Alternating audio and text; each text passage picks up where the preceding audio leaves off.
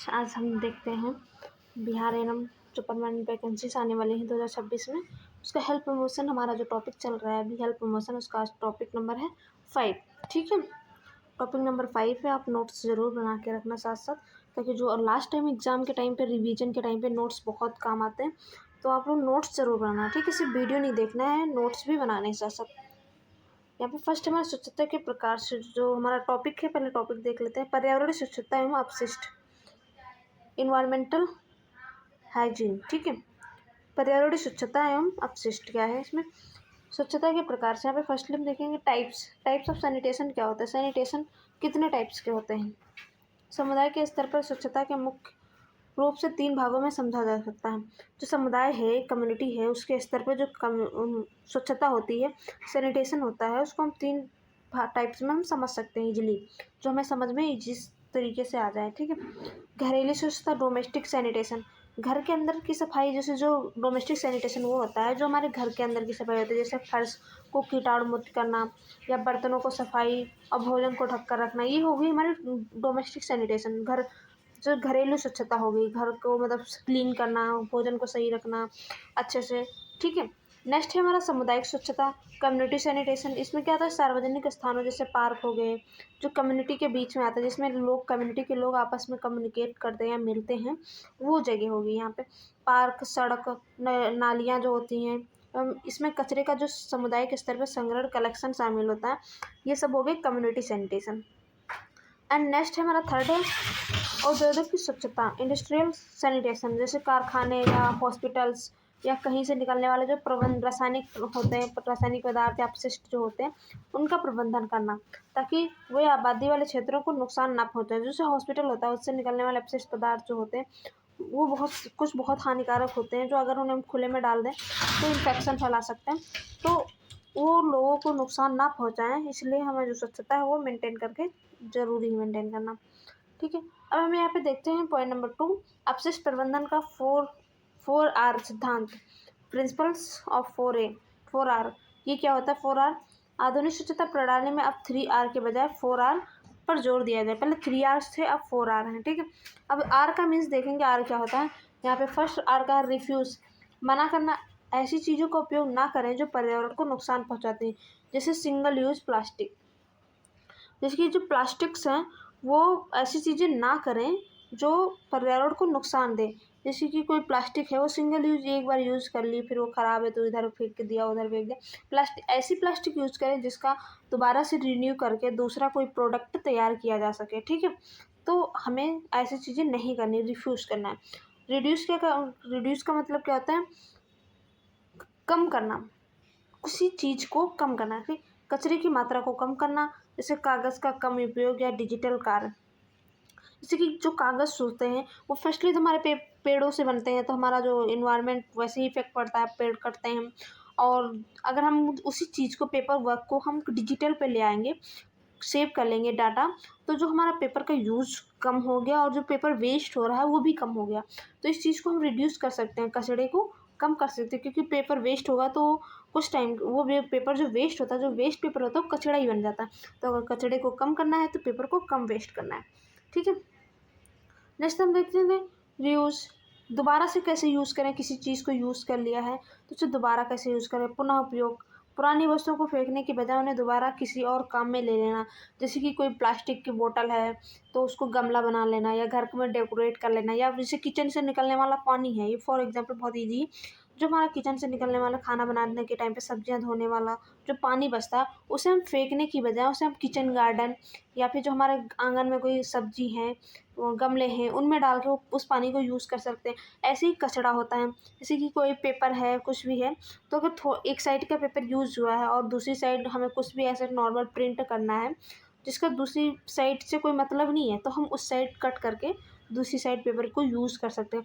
ऐसे हमारा पेपर भी बचेगा और कचरा भी कम होगा। ठीक है, रिसाइकल में क्या है, पुनः चक्र, प्लास्टिक, कांच और धातु जैसे कचरे को नई वस्तुओं में बदलना।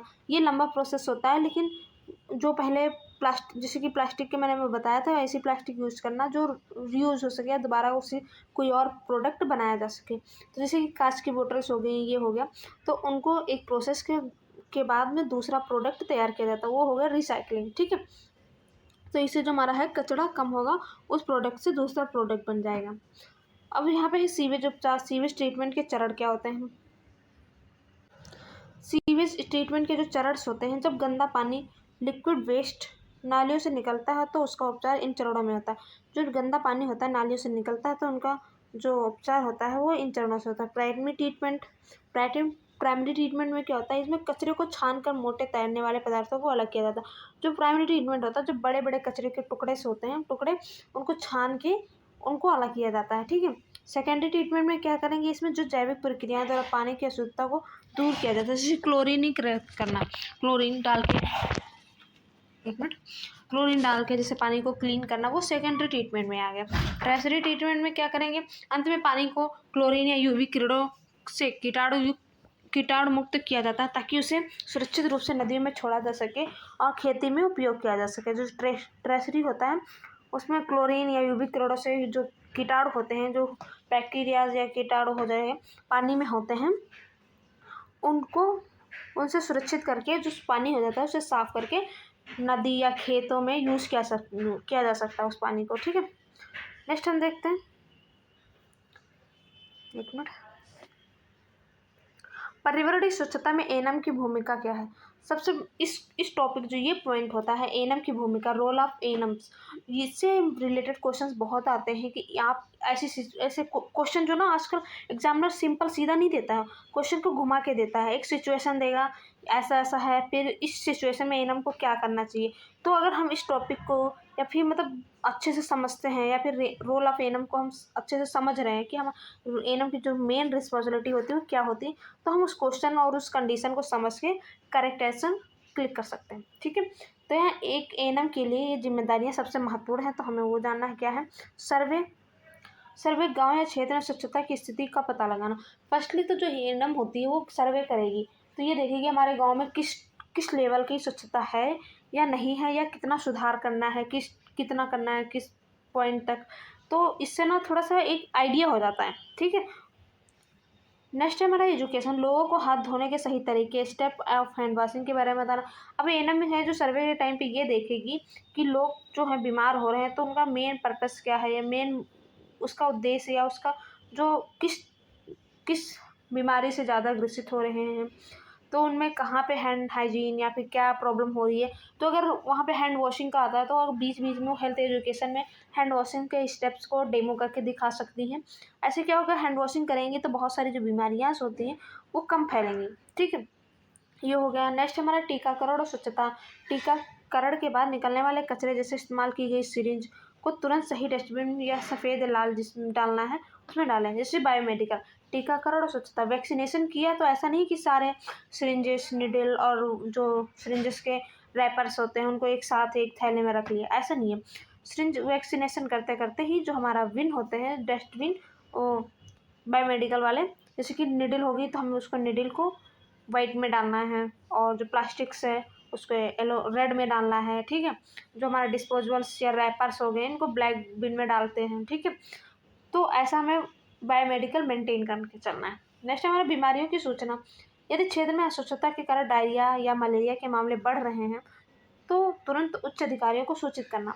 जैसे कि मैंने अभी सर्वे वाले पॉइंट में ये बोला था कि आइडिया होता है कि कौन सी डिजीज़ हो रही है और इसका रीज़न क्या हो सकता है सर्वे से। तो यहाँ पे अगर डायरिया मलेरिया ऐसी चीज़ें हो रही हैं तो इससे मलेरिया अगर ज़्यादा फैल रहा है तो इससे होगा कि मच्छर मतलब मच्छरों का प्रकोप है। तो मच्छर कैसे हैं कि पानी यहाँ उधर इधर उधर भराव है, तो पता चल जाएगा हाँ पानी भराव है या नहीं है, ठीक है। तो अगर ज़्यादा ही चीज़ें हो रही हैं किसी कम्युनिटी में, किसी क्षेत्र में, तो एएनएम को क्या करना है, अपने उच्च अधिकारी जो होते हैं तो उनको इन्फॉर्म करना है कि हमारे ये कम्युनिटी है, यहाँ पे ऐसी ऐसी डिजीज़ जो हैं वो ज़्यादा फैल रही हैं, ठीक है। तो ये हमारी एएनएम की रिस्पॉन्सिबिलिटी होगी। नेक्स्ट हम देखते हैं क्या है, महत्वपूर्ण परिभाषाएं की डिफिनीशंस देखेंगे हम। इन्फेक्शन, संक्रमण, हानिकारक सूक्ष्म जीवों का शरीर में प्रवेश करना। जो हानिकारक सूक्ष्म जीव होते हैं, इन्फेक्शन क्या कहलाता है, यहाँ पे इन्फेक्शन की डिफिनीशन दी गई। इन्फेक्शन क्या है, हानिकारक सूक्ष्म जो हार्मफुल, ठीक है, सूक्ष्म जीव हैं वो शरीर में प्रवेश करते हैं, इन्फेक्शन हो गया वो। डिसइन्फेक्शन, कीटाणु शोधन, निर्जीव वस्तुओं को हानिकारक कीटाणुओं को नष्ट करना। निर्जीव वस्तुओं जैसे कि कोई वस्तु जैसे चेयर हो गई जिसमें जीव नहीं है, निर्जीव है, ठीक है, उसके ऊपर कोई कीटाणु हैं वो हैं तो उनको डिस्टेंट करना, उनको हटाना, जैसे कि कोई रूम हो गया, वो अगर वो काफ़ी टाइम से यूज हो रहा है और फिर या फिर उस पेशेंट था, पेशेंट चला गया है, तो उस एरिया को, उस रूम को हम डिसइंफेक्शन करते हैं, ठीक है। सैनिटाइजेशन क्या होता है, वातावरण को स्वास्थ्य के लिए सुरक्षित स्तर तक साफ करना, जो इन्वायरमेंट होता है उसको साफ करना स्वास्थ्य के स्तर तक, ठीक है। अब यहाँ पे हम देखते हैं एनएम के लिए ये प्रैक्टिस सेट है, पर्यावरण स्वच्छता एवं अपशिष्ट, ठीक है। इसमें क्या है, अस्पताल के कूड़ेदान येलो बिन में हम क्या डालते हैं, तो हमने बायोमेडिकल वाला जो टॉपिक था उसमें भी मैंने समझा था, ये बार बार हर एक टॉपिक में, हर एक पॉइंट में ये जो BMW है ये कहीं ना कहीं से आ ही जाता है। तो हमें ये सारी चीज़ें बिल्कुल ही माइंड में अपने सटीक से मतलब रखना है, क्योंकि अब हम हेल्थ एजुकेशन से मिले हुए हैं, मेडिकोस हैं, तो हमें बायोमेडिकल की नॉलेज ज़रूर होनी चाहिए, ठीक है। अस्पताल के पीड़ितों येलो बिन जो होता है उसमें हम क्या डालते हैं, प्लास्टिक की बोतल, मानव अंग और खून से सनी पट्टियाँ, कांच की शीशियाँ, लोहे की सूचियाँ। तो हमारा राइट ऑप्शन तो हो गया बी, मानव अंग और खून की सनी पट्टियाँ। अब हम यहाँ पे ऑप्शन नंबर ए, प्लास्टिक की बोतल किस में डालते हैं, तो ये डालते हैं हम रेड में, ठीक है। और यहाँ कांच की शीशियाँ हो गई, इसको किस में डालते हैं हम, ब्लू में डालते हैं। तो हमें मतलब ऐसा नहीं कि एक ही ऑप्शन को हमें राइट करके चलना है, सारे ऑप्शंस को हमें यहाँ पे देखना है। यहाँ पे क्या है, तो वाइट में होता है, जो सुई होती है, जो निडल्स होती है, नुकीली चीज़ें होती हैं, वो वाइट में डालते हैं। नेक्स्ट क्वेश्चन हम देखते हैं कि लाल कूड़ेदान रेड बिन में किस प्रकार का कचरा डालते हैं। अभी रेड बिन हमने ऊपर ही देखा था, रेड बिन में क्या डालते हैं, प्लास्टिक। तो हम एक ही क्वेश्चन में 2-3 क्वेश्चन को कवर करके चलेंगे, ठीक है। तो हमारा राइट ऑप्शन हो जाएगा यहाँ पे ऑटोमेटिक सी, ठीक है, क्योंकि हमें पता है। अब नेक्स्ट क्वेश्चन देखते हैं, नीले कूड़ेदान ब्लू विन का उपयोग किसके लिए किया जाता है। तो यहाँ पे क्वेश्चन को घुमा दिया गया है। ब्लू विन जो होता है उसका उपयोग होता है किस प्रोडक्ट को डालने के लिए किया जाता है, ठीक है। तो यहाँ पे क्या डालते हैं, ब्लू में भोजन डालते हैं, या कांच की वस्तुओं और एम्पुल्स डालते हैं, या प्लास्टिक के लिए, या कागज़ के लिए।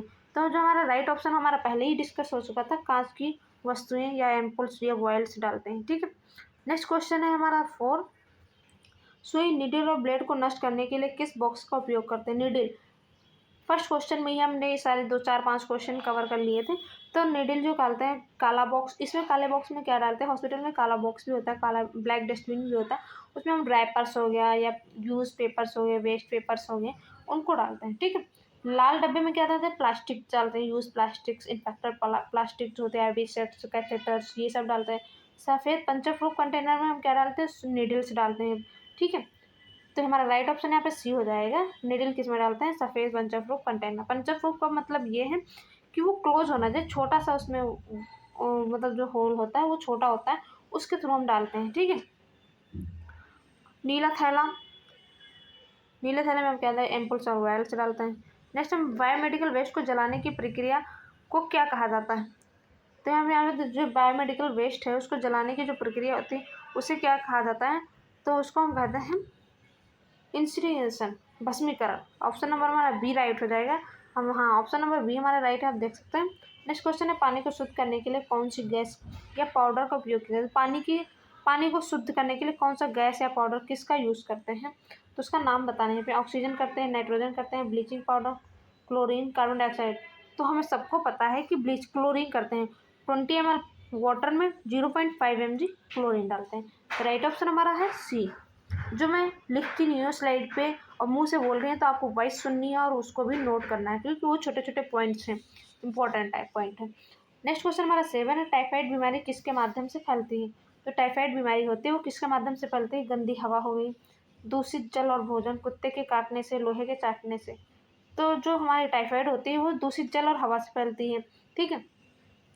कुत्ते के काटने से क्या होता है, रेबीज हो जाता है, लोहे के चाटने से टेटनस हो जाता है, ठीक है। तो हम एक क्वेश्चन के साथ 2-3 क्वेश्चन को तैयार करेंगे। मच्छरों के प्रजनन को रोकने के लिए ठहरे पानी में क्या डालना चाहिए। जैसे कोई कहीं पे पानी स्टोर है तो उसमें हम क्या डालेंगे कि मच्छर ना हो वहाँ पे, ठीक है। चीनी, नमक, मिट्टी का तेल या काला तेल, दूध। तो यहाँ राइट ऑप्शन हमारा हो जाएगा सी, मिट्टी का तेल जो होता है अगर हम वो डाल रहे हैं तो जो मच्छर होता है, मच्छर के लार्वा जो एग्स होते हैं वो वहीं पे डेड हो जाएंगे। तो राइट ऑप्शन हमारा सी हो जाएगा। नेक्स्ट क्वेश्चन हमारा क्वेश्चन नंबर 9 है, WHO के अनुसार हाथ धोने के कितने मुख्य चरण हैं। कितने मुख्य चरण हैं, 7 हैं। और हैंड हाइजीन के हैं 5 मूवमेंट्स हैं, हैंड वॉशिंग स्टेप्स हैं 7, ठीक है। ये हमें मूवमेंट्स और हैंड वॉशिंग में डिफरेंट याद रखना है। शुमन की तकनीकी का संबंध किससे है, खाना पकाने से, इंजेक्शन लगाने से, हाथ धोने की विधि से, बच्चे के नहलाने से। तो सुमन के जो होता है ये हमारा जो हैंड वॉशिंग के स्टेप्स होते हैं उनका फर्स्ट है, मतलब फर्स्ट वर्ड दिया गया है। तो ये हमारा हैंड वॉशिंग से होता है, हाथ धोने की विधि से। क्वेश्चन नंबर है हमारा 11, कचरा प्रबंधन में 3R का मतलब क्या है। जो 3R है उसका क्या मतलब है, रिड्यूस, रीयूज, रिसाइकलिंग। ठीक है।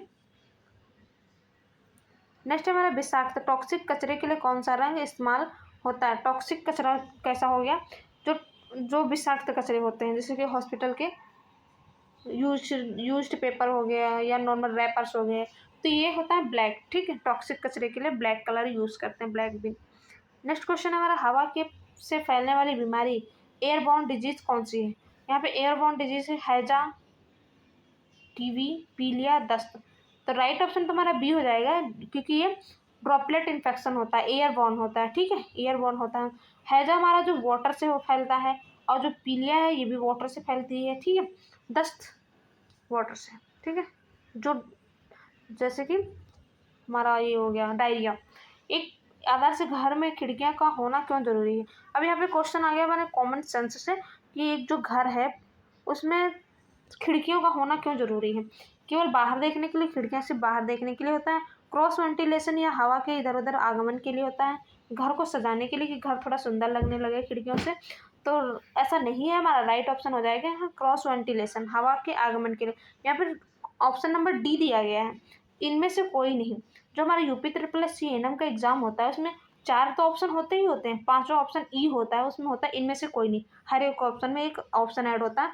तो हमें जब तक हम अपना पॉइंट टू पॉइंट बिल्कुल क्लियर नहीं होगा तब तक हम तुक्का नहीं लगा सकते हैं किसी भी क्वेश्चन पे, क्योंकि सब में इनमें से कोई नहीं होता है। अगर आपने 4 में से कोई सेंस भी लगा लिया तो एक नीचे बैठे हुए हैं, इनमें से कोई नहीं। हालांकि ये बिहार एनम में नहीं आता है ऐसा, बट आपको अगर यूपी CCC और बिहार एनम दोनों की तैयारी कर रहे हैं तो आपको अपना माइंड जो है बिल्कुल पॉइंट टू पॉइंट सेट करके चलना है, ऐसा तुक्काबाजी वाला काम नहीं करना है। ठीक है, खुले में शौच से कौन से कीड़े पेट में जा सकते हैं। अगर हम बाहर खुले में शौच कर रहे हैं तो कौन से कीड़े हैं जो पेट में जा सकते हैं। हुक वर्म हो गया, रेशम का कीड़ा हो गया, केचुआ हो गया, मधुमक्खी हो गया। तो जो हुक वर्म होता है ये हमारे पेट में जा सकते हैं। हुक वर्म इतने खतरनाक होते हैं, अगर हमारे पैर, हम मिट्टी पे खुले पैरों से चल रहे हैं तो हमारे पैरों की स्किन के अंदर अगर चले जाते हैं तो धीरे धीरे वो अंदर तक चले जाते हैं। ठीक है, बहुत खतरनाक होते हैं हुक वर्म। और नेक्स्ट हमारा क्वेश्चन है 16, सीवेज क्या है। सीवेज क्या है, सूखा कचरा है, तरल अपशिष्ट, गंदा पानी है, जहरीली गैस है, या मिट्टी का ढेर है। तो राइट आंसर हमारा हो गया गंदा पानी। सीवेज जो होता है गंदा पानी होता है। ठीक है, नालियों का पानी हो गया जो एक जगह इकट्ठा होता है। 17 क्वेश्चन है, जल का सबसे शुद्ध प्राकृतिक स्रोत कौन सा है। नदी का पानी, समुद्र का पानी, वर्षा का जल, कुएं का जल। शुद्ध प्राकृतिक, नदी का पानी जो है वो बहता रहता है, ठहराव है, वहाँ पे कोई जानवर आ गया या फिर एयर पोल्यूशन है, तो अगर एक जगह पानी रुका हुआ है तो वो गंदा हो जाएगा, तो शुद्ध नहीं है। समुद्र का पानी, उसमें भी बहुत सारे जीव रहते हैं और उसमें नमक होता है, सारी चीज़ें होती है। प्राकृतिक स्रोत, शुद्ध प्राकृतिक स्रोत मांगा गया। वर्षा का जो जल होता है वो शुद्ध प्राकृतिक स्रोत होता है, क्योंकि वो तुरंत हमें मिलता है, और अगर हम उसे तुरंत स्टोर करके उसे छान के और उसे पी भी सकते हैं, छान के गर्म करके। ठीक है, तो यहाँ पे हमारा राइट ऑप्शन हो जाएगा सी, वर्षा का जल। अस्पताल से होने वाले, लेकिन हालांकि ये है कि यहाँ पे पानी को तुरंत पीना नहीं है, कि पानी अलग अलग मौसम में अलग अलग टाइप से आता है। तो ऐसा नहीं कि मैंने बोल दिया कि वर्षा का जल पी सकते तो आप पी लो। आजकल सबके घर में वाटर है और RO लगा हुआ है, तो वो पानी यूज़ करें। नया प्रैक्टिकल एक्सपेरिमेंट बिल्कुल ना करें। ठीक है, नेक्स्ट है हमारा, अस्पताल से होने वाले संक्रमण को क्या कहते हैं। जो हॉस्पिटल में इन्फेक्शन हो जाता है उसे क्या करते हैं, हॉस्पिटल एक्वायर्ड इन्फेक्शन। ठीक है, अब यहाँ पे लेकिन उसका दूसरा नाम भी होता है nosocomial infection. Option number B हो जाएगा हमारा राइट। अच्छा, एक क्वेश्चन है हमारा आप लोगों से, जो हॉस्पिटल से सबसे कॉमन जो इन्फेक्शन होता है वो कौन सा होता है, पेशेंट्स को भी और अटेंडर्स को भी। सबसे कॉमन इन्फेक्शन होता है वो कमेंट करके आप लोग ज़रूर बताएंगे। मैं देखती हूँ आप लोगों को कितना पता है, और नहीं पता वो भी आपको बताना है कमेंट बॉक्स में, तो मैं आप लोगों को वो बताऊँगी कौन सा इन्फेक्शन सबसे कॉमन होता है। अक्सर क्वेश्चन आता है।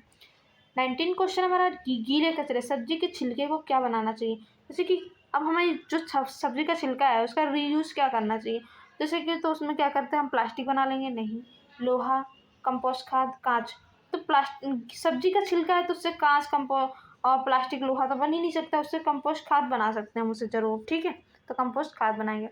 क्वेश्चन नंबर हमारा 20 है, कचरा अलग करने सेग्रेगेशन का सबसे अच्छा स्थान कौन सा होता है? कचरा अलग को कहाँ करना चाहिए? डंपिंग यार्ड, स्रोत पर जहाँ कचरा पैदा हुआ, अस्पताल की छत, या कचरा ढोने वाली गाड़ी? तो जहाँ पे कचरा पैदा हुआ, या फिर जैसे कि हॉस्पिटल होता है, इसीलिए हॉस्पिटल में अलग अलग कलर के डस्टबिन होते हैं कि हम जो कचरा है उसको उसमें बिन में डालते हैं, तुरंत अलग हो गया। अब उसको हम एक साथ इकट्ठा कर लें फिर अलग अलग करें तो उसमें निडल्स है, किसी को हाथ में लग गई तो इन्फेक्शन है और उसे प्रॉब्लम हो सकती है और टाइम वेस्ट होगा। तो इससे अच्छा जहाँ पे कचरा पैदा हो रहा है, जहाँ से कचरा निकल रहा है, वहीं पे कचरे को अलग करना सबसे अच्छा होता है। ठीक है, नेक्स्ट क्वेश्चन हमारा 21, विश्व पर्यावरण दिवस कब मनाया जाता है? तो बच्चों वाला क्वेश्चन हो गया, लेकिन हमें याद करके चलना है ना। तो ऑप्शन नंबर हमारा सी राइट हो गया, 5 जून। ओके, नेक्स्ट क्वेश्चन है हमारा, प्लास्टिक को नष्ट होने में कितने साल लगते हैं? जो प्लास्टिक होती है उसको नष्ट होने में कितने साल लगते हैं? 2 महीने, 1 महीना, सैकड़ों साल, 1 साल? तो सैकड़ों साल लग जाते हैं। प्लास्टिक हमारी एक ऐसी चीज़ है जिसको सड़ने गलने में सैकड़ों साल लग जाता है। आपने कभी कभी देखा होगा, जो हमारी खाद वाद होती है, अगर उसकी खुदाई हो रही है या उसको हम खेत में डालने जा रहे हैं तो सब कुछ तो सड़ जाता है, पता ही नहीं चलता ये क्या है क्या नहीं है। लेकिन जो प्लास्टिक की पॉलीथीन होती है या कुछ भी होता है, वो वैसा की वैसा ही रहता है, कितने कितने साल होता है। तो इसको सड़ने गलने में, नष्ट होने में सैकड़ों साल लगते हैं।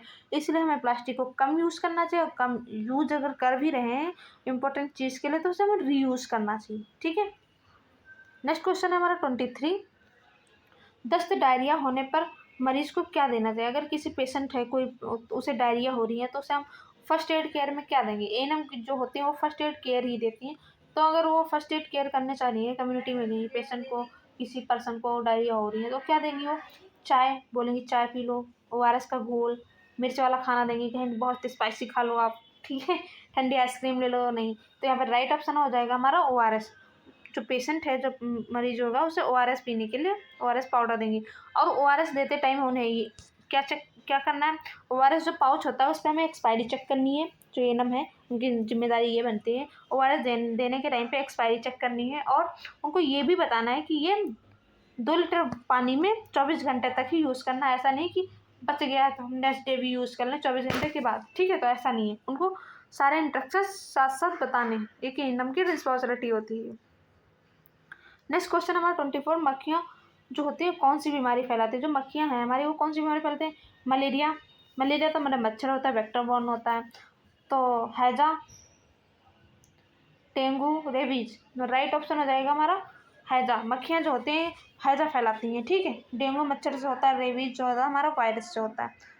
क्वेश्चन नंबर हमारा 25 है, घर के कचरों को फेंकने के लिए किसका प्रयोग करना चाहिए? जो घर का कचरा है उसे उसको कहाँ पे डिस्कार्ड करना चाहिए? तो खुली जगह का, ढके हुए कूड़ेदान का, नाली का, सड़क का?